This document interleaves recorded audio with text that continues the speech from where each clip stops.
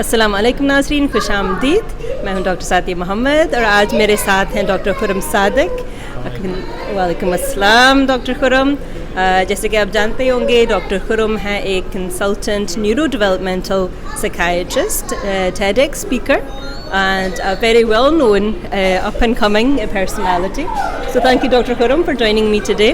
और आज हम बात करेंगे पाकिस्तानी ड्रामास के बारे पर बात करेंगे दोबारा, और the depiction of neuro developmental disorders and neuro diversity. थोड़ा आप हमसे अपने शेयर करें।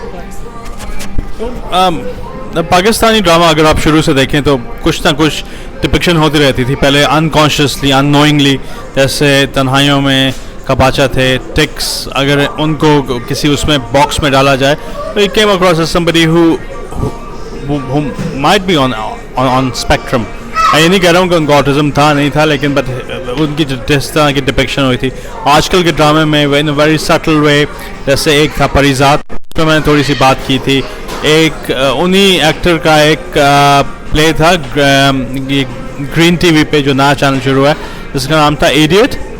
और जैसे आयज़ा खान की डिपिक्शन चुपके चुपके में with ADHD, a girl with ADHD. So they're picking up the nuances, probably unknowingly at times, because this is what they see.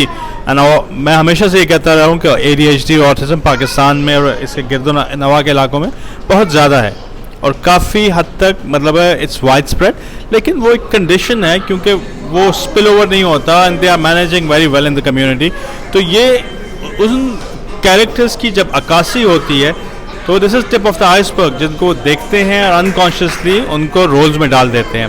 तो it's a nice thing to see कि these characters are now being depicted और दिखाए जाते हैं, not in a very concrete way but in a very subtle way. और ये it's a reflection of life with, isn't it? हमेशा वो चीज़ बहुत एक इंटेंस तरीके से सामने नहीं आती। बिल्कुल, सटल।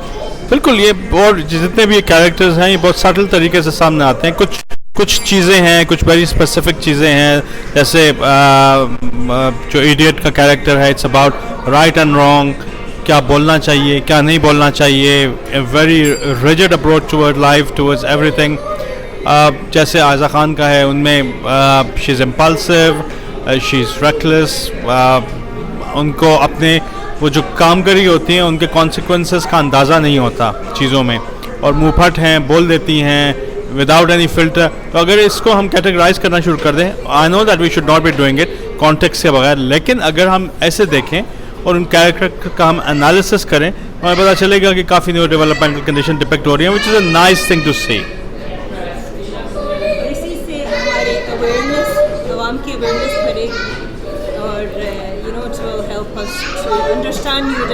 बिल्कुल बिल्कुल जी, अवेयरनेस का ये है जी कि मतलब है जब तक इस चीज़ों पे हम रिफ्लेक्ट नहीं करेंगे और बोलेंगे नहीं कि ये इस तरीके से दिखाई जा रही हैं, तो इसका ये मतलब भी हो सकता है उस वक्त तक आंखें नहीं खुलेंगी। आंखें खुलने का अवेयरनेस का ये है कि रिफ्लेक्शन होनी चाहिए इन कैरेक्टर्स के ऊपर, इनकी डिपिक्शन के ऊपर, तब आवाम को नज़र आएगा कि अच्छा जी ये इस किस्म की चीज़ें जिनको हम एक नॉर्म समझ रहे थे, नॉर्मली नॉर्म नहीं है, लेकिन it's a diversity, it's a difference which exist in the communities. Thank you so much, Dr. Khurram. Thank you जी। बहुत शुक्रिया। अल्लाह हाफ़िज़। अल्लाह हाफ़िज़।